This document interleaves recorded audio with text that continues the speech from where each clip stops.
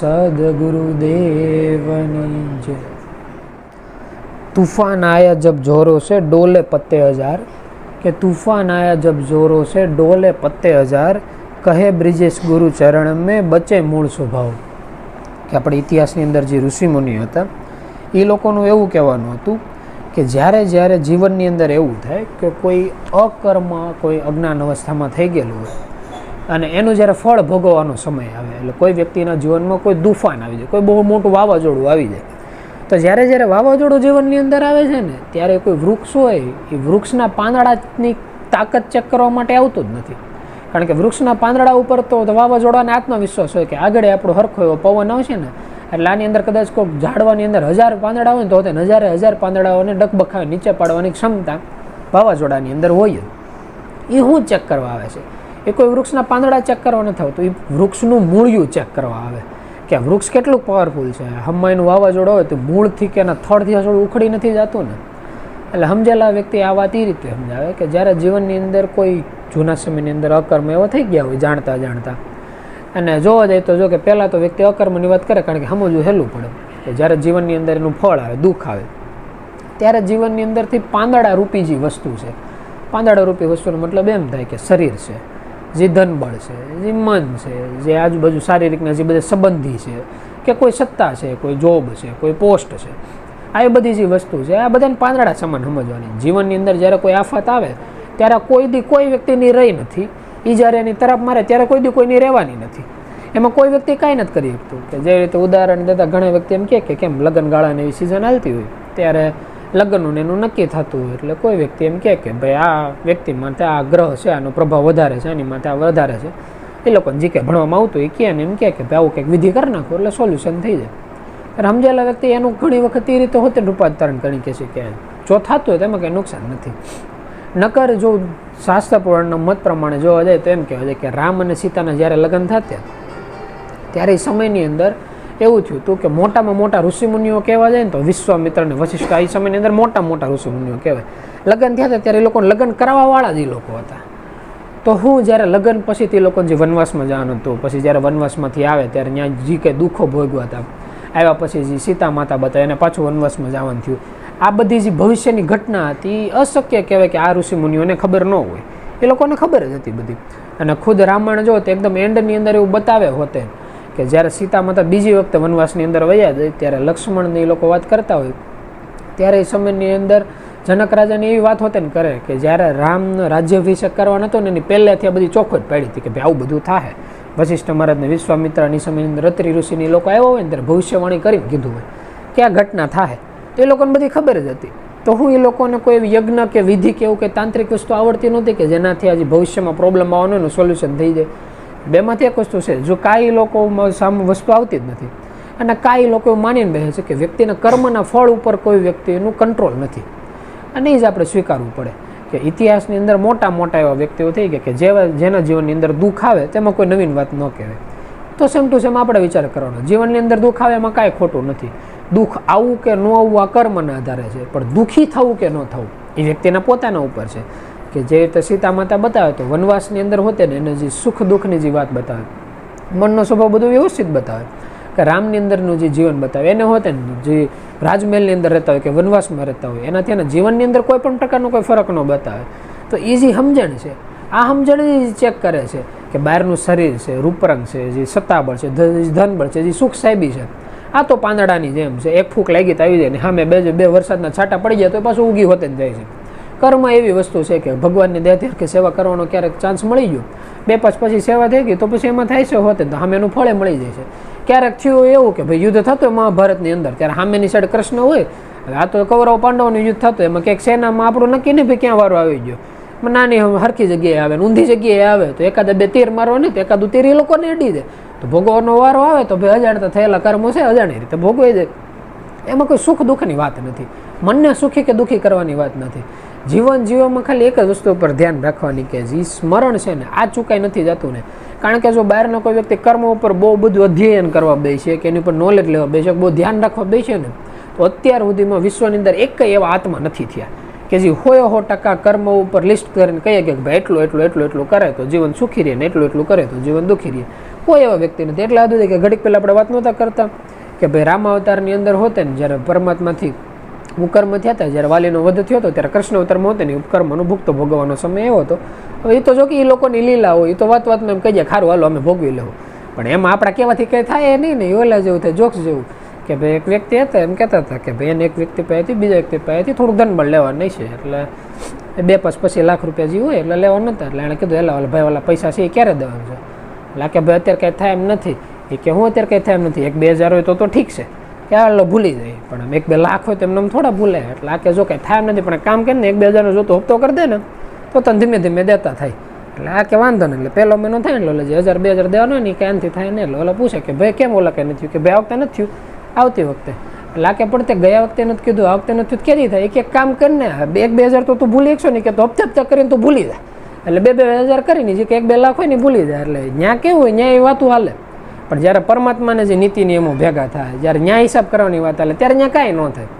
આ તો કોઈ કર્મની વાત, ધનબળની વાત. ક્યારેક 2-5 પછી વ્યક્તિને કંઈક કહી દીધું, ક્યારેક સાંભળી લીધું, ક્યારેક શરીર થયું હતું, એકાદ બે ઠોઠ બોહડ થઈ ગઈ હતું. શરીર એનું કર્મ ભોગવે, ધન એનું કર્મ ભોગવે, મન એનું કર્મ ભોગવે. કર્મ દુનિયાની અંદર થયા રાખવાના છે અને એના ફળ હોતે ને આવ્યા રાખવાના છે, અને એના બંધનમાં વ્યક્તિ જે છે એ બંધાતા જ રહેવાના છે. એનાથી મુક્તિ ક્યાંય નથી. મુક્તિ ન્યા છે, હાલમાં મન સ્મરણ હાલે છે. આ શ્વાસને વધાવી લો. જો આપણે આ શ્વાસને ન વધાવીએ ગયા તો ઓલા જેવું થાય તો વિશ્વની અંદર ક્યારે એવો સમય મળશે કે ખુદ પરમાત્મા પરબ્રહ્મ આપણે ભેગા હોય અને ખુદ સત્સંગની સભાનો સમય આવતો હોય, જો ત્યારે મન સ્મરણની અંદર નથી લાગતું તો પછી પૂરું થઈ ગયું. તો વિશ્વને કદાચ પરમાત્મા ખુદ પોતે પ્રગટ થઈને એમ કહે ને કે ભાઈ તો આ કામ કરે તો તને કંઈ ગેરંટી નહીં કરવું હોય તો કરે. એટલે એની જેવું છે. એટલે જે સાખીની અંદર વાત કરતા હતા કે જે મૂળ છે ને આ દ્રઢ હોવું જોઈએ. તો મૂળ દ્રઢ કઈ રીતે થાય? મૂળ એ રીતે દ્રઢ થાય કે જે રીતે ઘર હોય, ઘરની અંદર ગમે એવી આફત આવી જાય, આ તો જો કે પાકા મકાન થઈ જાય, બાકી જૂના સમયની અંદર વાવાઝોડું કેવું થતું હજોડા મકાન પડી જાય, તો જે ઘરનો જે મોભો હોય એને એ જવાબદારી હોય કે કઈ રીતે ઘરને સલામત રાખવી. મોભાનો મતલબ એ રીતનો થાય કે જે લાકડાનો મેન ટેકો હોય એને મોભો કે, અને જે ઘરના મેન વ્યક્તિ હોય એને હોતે મોભો કે જ્યાં લગન મેન વ્યક્તિ હોય ત્યાં લગન ઉપાધિ એને હોય કે હવે મકાન છે પડી ગયું તો ક્યાં રહેવા દો. પણ ત્યાં જે નાનકડું બાળક રમતું હોય એને કાંઈ લેવા દેવા ન હોય. એને આખા ઘરની અંદર સૌથી પહેલાં જો કોઈને ખાવા પીવા મળવાનું હોય તો એને મળવાનું હોય. ઓલા લોકો તો પછી જો સમજેલા વ્યક્તિ હોય તો ઓલા લોકો પછી ખાવાનું પીવાનું રાખતા હોય. સુખ સુવિધાની બધું ધ્યાન કેમ ઓલા બાળકનું છે એની જેવું છે કે મૃત્યુ લોકોની અંદર કોઈ પણ વ્યક્તિ છે એ સુખી કે થાય કે દુઃખી થાય એ લોકો થયા રાખવાના છે. પણ આપણું સુખ કે દુઃખ મન થવું કે ન થવું ને એની ઉપર આધાર રાખે કે આપણે મન સ્મરણમાં રાખીએ છીએ કે નથી રાખતા. એટલે જ એ વાત કરી કે દુઃખી થવું તો બધાને સમજ આવે, પણ જો સુખી થવું એ હોતે બહુ ખોટી વસ્તુ છે. કારણ કે જો વ્યક્તિ સુખમાં રહી ગયા તો ઓલા જેવું છે કે એક વખત એવું સાંભળ્યું હતું કે ભાઈ સ્વતંત્રતા છે ને એવી છે કે જે ખરાબ વસ્તુની સ્વતંત્રતા. ખરાબ વસ્તુમાં આપણે એવું કહીએ કે ભાઈ કામ વાસનાને લગતું છે, દારૂને લગતું છે, નોનવેજને લગતું છે, ફ્રી ટાઈમ છે કે ભાઈ હાલો ફરવા જવું, કે જે કોઈ એવી કોઈ વસ્તુ છે કે જે સમય સંપત્તિ કે પુરુષાર્થ આ નષ્ટ કરે છે અને કોઈ પણ રીતમાં આપણને અડચણરૂપ થાય છે, ક્યાંક ઉડાવ રીતનું જીવન છે. આમાંથી કોઈ પણ જે ખરાબ આદત પડી ગઈ છે, આ લગન ખાલી કર્મ થતા તાલન વાંધો નહીં, પણ જ્યારે આદત પડી ગઈ ત્યારે આદત બાબતે કેવો કે સુવિચાર લખેલો હતો કે કોઈ વ્યક્તિ સ્વતંત્રતાના શબ્દનો મતલબ એમ કરે છે કે ભાઈ આ ખરાબ વસ્તુ છે તો તેને આપણે કરવી છે એટલે આપણે કરીએ છીએ, અને સ્વતંત્રતા કહેવાય. અને સ્વતંત્રતા તા લગન એને લાગુ પડે છે, જા લગન એને રોકવા કોશિશ નથી કરતો. જ્યારે કોઈ વ્યક્તિની અંદર કોઈ ટેવ પડી ગઈ, જ્યારે રોકવાની કોશિશ કરે ને ત્યારે એને ખબર પડે કેટલું મોટું બંધન હતું, આમાંથી છૂટું કેટલું અઘરું છે. એટલે એની જેવું છે કે વ્યક્તિને બધા એમાંથી બહાર નીકળવું અઘરું શું કામ પડે છે? અઘરું એટલે જ પડે છે કારણ કે જેમ જેમ એ રસ્તા ઉપર હાલતો ગયો ને એમ એના મન કર્મ વચ્ચેથી એના જન્મજાત સંસ્કારો બંધાતા ગયા. આ જેટલો રસ્તા ઉપર આગળ આવેલો ને સીધું થવા માટે એટલું જ એને પાછળ હાલવું પડે છે. નકર જીવનની અંદર કેવું થાય, કર્મ અને એના ગોટાળા એટલા અદ્ભુત હોય કે એક વખત એક રાજ્ય હોય, રાજ્યની અંદર જે રાજા હોય ને બહુ ક્રૂર રાજા હોય કે એકદમ તાનાશાહ રાજા હોય કે મનમાં આવી વ્યક્તિને ગમે કહી નાખવું, ગમે એને ગમે સજા દઈ દેવી, હાસું ખોટું કંઈ જોવાનું જ નહીં, જેમ પોતાને મજા આવે ને એમ જ રીતે જિંદગી જીવવી. અને હારો ઠાઠબાઠવાળા હોય એટલે પોતાનું જે રાજમહેલ હોય સુગંધી પુષ્પોથી રહેતું હોય, સારું સારું વાનગી રોજ ખાવાનું થતું હોય, એના રાજ્યના વ્યક્તિ જે હોય ગમે એટલે ભૂખમરાથી મરતા હોય તો તેને એને કાંઈ લેવા દેવા નહીં, પોતે વ્યંજનથી રહેવાનું, પોતાની જે આસપાસના જે નોકરો ચાકરો હોય એને ગમે એટલું ગમે ત્યારે ટોર્ચર કરી દેવું, ગમે એમ કહી દેવું, ગમે એને ફાંસીની સજા સુનાવી દેવી, એના માટે રમત વાત હોય. એટલે પોતપોતાની રીતે મસ્ત આગળના શરીરની અંદર કોઈ સત્કર્મ થઈ ગયા છે એટલે ભોગવતો હોય અને પોતાનું કર્મનું ફળ ખાતો હોય, નવા કર્મ કરતે જતો હોય. એમાં થાય એવું એક વખત રથ લઈને ભાઈ નીકળ્યા હોય રાજ્યની ચેક કરવા. એટલે બહાર એમ કહેતો હોય ભાઈ આપણે રાજા છે એટલે રાજ્યમાં હું હાલે સાથે બધું જોઈએ તો રાખવું, પણ હકીકત કેવું હોય એક વ્યક્તિ સર્કસમાં કેમ જાય કે જોઈ તો ખરા ઓલા લોકો હું ખેલ ખેલે છે એની જેમ માણસો દુઃખી થતો હોય જોઈને ભાઈને મજા આવતી હોય એટલે એની હાટું વ્યક્તિ નગરની અંદર નીકળતા હોય, નગરની અંદર નીકળતા હોય ને એની અંદર એક સંત મહાત્મા વચ્ચે નીકળી જાય. બીજા કોઈ પણ વ્યક્તિને તો ગમે ત્યારે ઠોઠ બોટ કરી નાખે, ગમે એમ કંઈ કરે છે ને તો ફરક ન પડે, પણ જ્યારે સંત મહાત્મા સામે આવી જાય, પ્રગટ પુરુષ કોઈ સામે આવી જાય, ત્યારે એનું ફળ બહુ મોટું હોય. એટલે ઓલા ભિક્ષુકના રૂપમાં આવ્યા હોય, ત્યાંથી નીકળે ને કટોરો લઈને, એટલે બીજા બધા જે વ્યક્તિ હોય ને એને જ ખબર હોય તો સીધા છે ને ત્યાંથી આગળ જવા મળે. રાજા આમેથી જોવે એટલે બધા પોતપોતાના રૂમની અંદર વહી જાય, ત્યાં કે જોવે નહીં. પણ પહેલો વ્યક્તિ હોય કે જે રથની સામું હેલો આવે, હાથમાં કટોરો લઈને આવેલો છે ને રાજા ત્યાં જાય એટલે રથ ઓલો ઊભા રાખે, એટલે કટોરો રાખીને એમ કે ભિક્ષાન દેહી, ભિક્ષાની અંદર કોઈ પણ વસ્તુ હોય તો આપો, અમે તો રાજ્યને બહારથી આવ્યા છીએ, બે દિવસ રહું, પાછા આગળની યાત્રા કહી દઉં. ઓલો રાજા હોય ને એનો મગજ જાય કે મારાથી આખું રાજ્ય બેવે છે, તું એક એવો કોણ કે જે અહીં આવીને મારી હું ભિક્ષા માંગશો. એટલે જે સેનામાં જે સૈનિક નીચે ઉભો ને એને એમ કે આને જે જોતો હોય ને દઈ દે, પણ સારી કોઈ વસ્તુ નહીં. નીચે જે ઘોડો હોય ને એની જે ગંદકી કરી હોય ને એની મુઠ્ઠી ભરીને એને એના પાત્રની અંદર નાખ, કે એને ખાવું છે તો ખાય, નહીં ખાવી તો વયો જાય આફોડો. બાકી અહીંયા એને ખબર પડી જાય આજ પછી ક્યાંથી અમારે પાસે માગવા નહીં આવવાનું. ઓલે ગંદકી કરી પકડે ને કટોરામાં નાખે. અને જો ભિક્ષુક હોય એ તો એમ કે ભગવાનની જે ઈચ્છા, જ્યારે જે ઈચ્છા હોય એ ઈશ્વર ઈચ્છા બળો નહીં તો કંઈ નથી હાલતો થાય. અને રાજા હોય એ તો પોતપોતાની જે મજા આવી હોય મજા લઈને પાછો ઘરે આવે ને સાંજે હૂતો ને રાત થાય તો બહુ બદબુ એને લાગે, બહુ ખરાબ એવી સુગંધ દુર્ગંધ જેવું આવે. દુર્ગંધ જોવે ને ઊભો થાય આજુબાજુ જોવે તો કંઈ કોઈ વસ્તુ દેખાય ને હાથમાંથી દુર્ગંધ આવવા મળે. દોડીને બહાર નીકળે અને બધા સૈનિકોને બોલે કે બધાને દુર્ગંધ આવે છે. બધા કે હા રાજા દુર્ગંધ તો આવે છે, કારણ કે બધા સૈનિકોને કેવું રાજાજી કે ને એમાં સીધી આયા કરવાની, વિચારવાનું નહીં. રાજા એમ કે દુર્ગંધ આવે છે એટલે કે દુર્ગંધ આવે છે. ઓલા કે ગોતો ક્યાં શું છે, કેને લીધે એટલી બધી દુર્ગંધ આવે છે. એટલે જો એક મુઠ્ઠી જે ગંદકી નાખી હતી ને બહાર જોઈએ ને તો જે રાજમહેલ હોય ને એની વસો બહુ મોટો ડુંગરા જેવું હોય, ટેરા જેવું. કે એટલે ત્યાં જઈને જોયો તો બહુ મોટી ઉથરેટી કે આપણે છાણ કે એવું હોય એનું કેમ મોટો ટેરો જેવું કર્યું એ રીતનું કરેલું હોય. રાજા ક્યાંથી એવું કોઈને કર્યું, કઈ રીતે કર્યું? એટલે બધા સૈનિકો કે આપણને કંઈ ખબર નથી. રાજા આદેશ આપે કે જેટલી વસ્તુ હોય ને બધું સાફ સફાઈ કરી નાખો, હારા સુગંધી પુષ્પો લાવો, પાછું બધું અત્તર જે સિસ્ટમ છાંટો, રેડી કરી નાખો. એટલે બધે સાફ સફાઈ કરે, મહેનત કરીને, પણ તો હોતે ઓલી દુર્ગંધ જાય નહીં. બીજા દિવસે હાંજે હોય ને પાછો હવાર ઉઠે પાછું એથી મોટો ડુંગરા જાય, એટલે પાછો રેડું નાખે. ક્યાંથી હું આવ્યું એમ એક દીધે, બે દીધે, ત્રણ દીધે, પણ રાતે નીંદર આવે નહીં, કારણ કે બહુ રાજફાટમાં હોય. એટલે પછી નીંદર ન થાય બે ત્રણ દે એટલે ઉઠીને નક્કી કરે કે આનું કાંઈક તો કરવું પડશે. એટલે એની નજીક જાય ને તો એવું થાય ગોળ ગોળ આટા મારતો ને તો એક જગ્યાએથી સુગંધ આવે, ક્યાં કંઈક નોખું. એટલા મોટા ડુંગરામાં નગરી દુર્ગંધ જેવું આવે છે, એમાં સુગંધ એક જગ્યાએથી આવે. એટલે મોઢું ફેરીને જે દિશા બાજુ સુગંધ આવતી ને થોડોક આગળ હાલે, સ્થિર થઈ જાય એટલે સુગંધ વહી જાય. પાછું હાલે ને તો સુગંધ આવે ને એ દિશામાં પાછું આગળ હાલે ને તો પાછી સુગંધ આવે.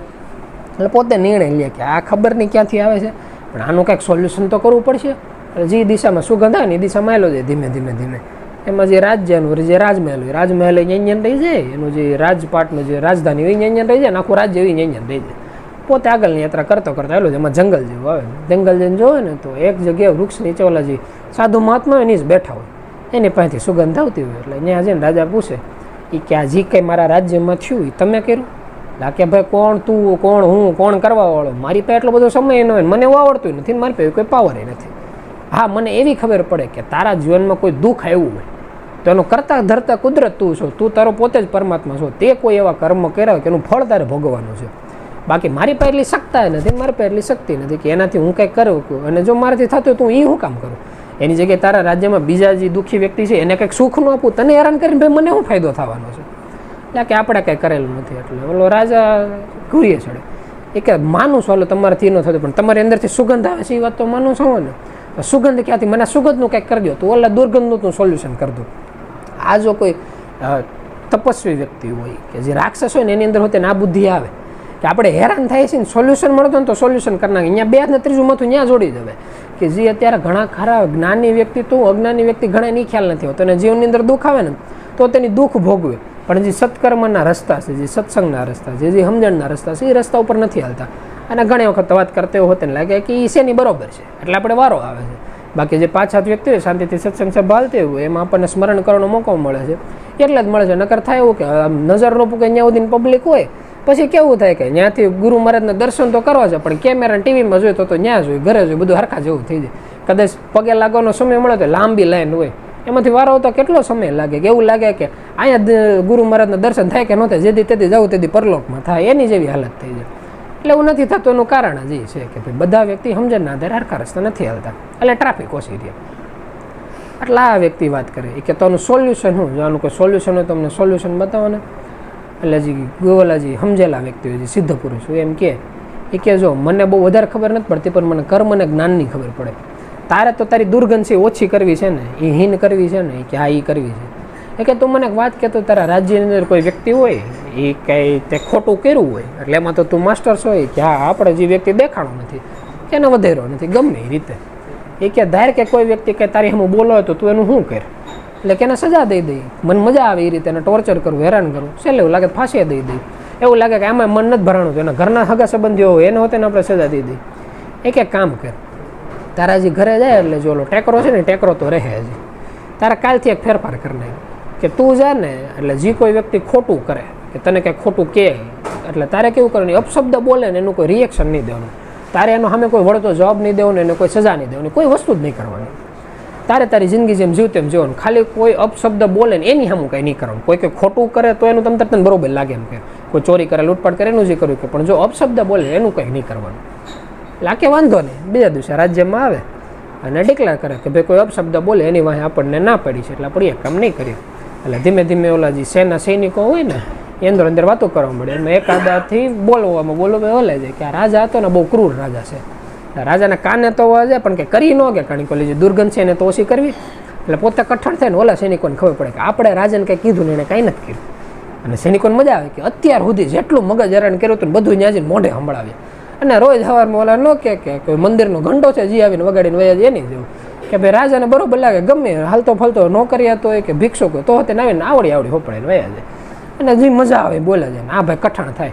એમાં ધીમે ધીમે એવું થાય ને રાજ્યની અંદર જેટલી ગંદકી હોય ને એ ઓછી થવા મળે, જે દુર્ગંધ હોય ને દુર્ગંધ જવા મળે.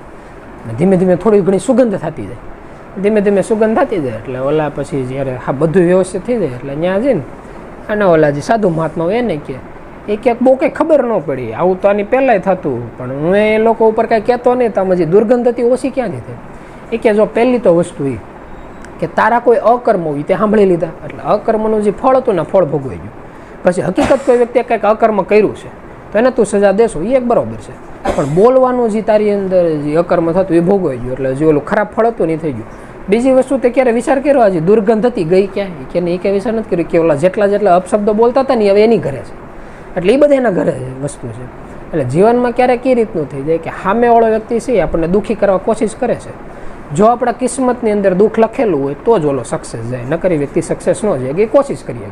જેવી રીતે મહાભારત અને યુદ્ધની અંદર ઓલા લોકો 1760 કાવતરા કરે કે હકીકત કોઈ પિક્ચરના ડાયરેક્ટરને વિચાર કરવો હોય ને કોઈ સ્ટોરી બનાવવી હોય ને તો તેને સારું મગજ દોડાવવું પડે, એવી સારી સ્ટોરી બનાવવા કે એટલી નોખી રીતે હોતે ને કાવતરા થઈ ગયા શકુની હોય ને એટલી શક્તિ લગાડી જાય તો તેની કાવતરા કરવામાં સક્સેસ જાય. પણ આ લોકોને હેરાન કરવામાં કોઈ દી સક્સેસ ન થાય. એટલા હદ સુધી કે વ્યક્તિનો અંત કરવો છે, મૃત્યુના ઘાટ ઉતારવા માટે નોખો કાવતરા કરે, મારવામાં હોતે ને સક્સેસ હોય જાય કે છેલ્લે એન્ડમાં એવું બતાવે કે જે ઉત્તરાના ગર્ભની અંદર પરીક્ષિત બતાવે આનો અંત થઈ જાય કે એ સમયની અંદર જે મસ્તક ઉપર જેની મણી બતાવે અશ્વત્થામા બતાવે છેલ્લું બ્રહ્માસ્ત્ર છોડે અને જે એ સમયની અંદર ઉત્તરાના ગર્ભની અંદર વ્યક્તિ બતાવે પરીક્ષિત એનો હસોડો અંત થઈ જાય તો તેને કૃષ્ણ ભગવાન એને જીવંત કરજે, એને જીવતા કરજે. એટલે એ કેની જેવું છે કે કોઈ વ્યક્તિ અકર્મના રસ્તે હાલે છે તે એના રસ્તે હાલે છે, એના રસ્તે હાલતો એના કર્મનું ફળ એ ભોગવે, એના આધારે પોતાનું મન ખરાબ કરવું આ કોઈ રસ્તો નથી. એટલે જીવનમાં એ વસ્તુનું ધ્યાન રાખવાનું, જ્યારે આપણને એમ થતું હોય કે આ વ્યક્તિ ખોટું કરે છે ત્યારે જોવાનું હોય કે સામેવાળો વ્યક્તિ ખોટું કરે છે કે પહેલાં આપણે ખોટું કરીએ છીએ. એટલે આપણને એમ થાય કે એવું થોડું હોય, આપણે તો વ્યવસ્થિત રીતે રહીએ છીએ, ખોટું તો સામેવાળો વ્યક્તિ જ કરતો હોય પણ આપણે ખોટું એ રીતે કરતા હોય કે આપણું જે મન છે ને એ સ્મરણમાં નથી લાગેલું, તે જ આપણને ખબર પડી ઓલા વ્યક્તિ શું કીધું. બાકી સતત એ સાદી વાત છે કે ધારો કે આપણે રૂપિયાના નોટ ગણતા હોય અને ત્યારે કોઈ વ્યક્તિ આવીને આપણને એકાદ બે વસ્તુ કહે તો આપણને કેમ અડધું સાંભળે અડધું ન સાંભળે, એટલે કારણ કે આપણું ધ્યાન ઓલી નોટ ગણવામાં છે. તો જેટલું ધ્યાન એ નોટ ગણવામાં છે ને એટલું ધ્યાન મનના સ્મરણમાં નથી. જો હકીકત એટલું ધ્યાન મનના સ્મરણની અંદર હોય તો ઓલા વ્યક્તિ શું કહે છે શું કરે છે એ કદાચ આપણે સાંભળી લઈએ પણ આપણા મન ઉપર એની અસર ન થાય. અને જ્યારે આ વાતનો આપણને ખ્યાલ આવે કે આપણા જીવનની અંદર સુખ અને દુઃખ તો કર્મના આધારે આવે રાખવાના છે, પણ સુખી થવું કે દુઃખી થવું એ આપણા મનના સ્મરણ ઉપર જ આધાર રાખે છે. ત્યારે એવો ખ્યાલ આવી જાય કે બાકી બધા બહારના કર્મ છે ના ખાલી કેવા પૂરતા કર્મ છે. વ્યવસ્થિત સવારે ઉઠવાનું કે સવારમાં કેમ ઉઠતા હોય તો આપણે નાનેથી મોટા થયા એટલે અમુક કુદરતી ટેવ પડી ગઈ હોય કે જેવી રીતે સવારે ઉઠીએ એટલે સીધું નાવા બાદ સાઈડનો જે રસ્તો હોય કે બ્રશ કરવાનો સીધા આપણે ત્યાં જઈને સીધા બ્રશ કરીએ કે આખું ન ખુલ્યું હોય તો હોતે નહીં, કોલગેટ જડી જાય, ટૂથપેસ્ટ નખાઈ જાય, બ્રશ થઈ જાય, મોઢું ધોવાઈ જાય, ખાવાની જગ્યા હોય જે છે વોશરૂમનું હોય, ફ્રેશ થવાનું, એ બધું કેમ ઓટોમેટિક થઈ જાય. એમ જેમ જે સવારની જે 5-10 મિનિટ ઓટોમેટિક થઈ છે ને એમ આખું જે જીવન છે જે 24 કલાક આવો તો ઓટોમેટિક જ હાલે. અને 2 મિનિટ એમ વિચારવાનું કે આપણને એમ થતું કે આ થોડું ધ્યાન રાખે તો કામ હરખું થઈ ગયું છે, તો સર શાંતિથી વિચારવાનું એટલા વર્ષ વયા જાય. જેમ કે પોતાની વાત કરે તો 28-30 વર્ષ વયા જાય. એવું તો હું એવું કામ કર્યું કે જેનાથી આપણને આપણા ઉપર ગર્વ થાય. તો શાંતિથી વિચાર કરે ને તો મનને નામના સ્મરણમાં લગાડ્યા સિવાય, ધ્યાનમાં બેઠા સિવાય, પરમાત્માની સેવા કર્યા સિવાય એક કંઈ એવું કર્મ નથી કે જે પહેલાં આપણે કર્યું ને એનાથી આપણા જીવનમાં આપણને ગર્વની અનુભૂતિ થાય કે જો ભાઈ આપણે આ સમયની અંદર આ કર્યું હતું. આ સેવા ચાકરીથી ક્યારે કોઈ ફળના રૂપમાં કોઈ વસ્તુ મળી ગયું, 2-5% મેળવ્યો, 2-5 પગાર હરખો થયો હોય, તો એ ફળ હતું. એ કોઈ એવી કર્મ નહોતું, એવું કંઈ કાંડ આપણે નહોતું કરીને કોઈ સારું કર્મ કે જેનાથી ઓલું ફળ પાક્યું હોય. જે કંઈ સારા કર્મ થતા ને એક જ ભગવાનની દયાથી થતા કે મન સ્મરણમાં લગાવ્યા હતા. તો પહેલાં એમાં ધ્યાન દીધું હતું, અત્યારે એમાં ધ્યાન દે, ભવિષ્યમાં એના ધ્યાન દે. તો ધીમે ધીમે સમય એવો આવતો જાય કે આપણે કંઈ કરવું જ ન પડે અને આ જ રસ્તા ઉપર હાલવાનું છે.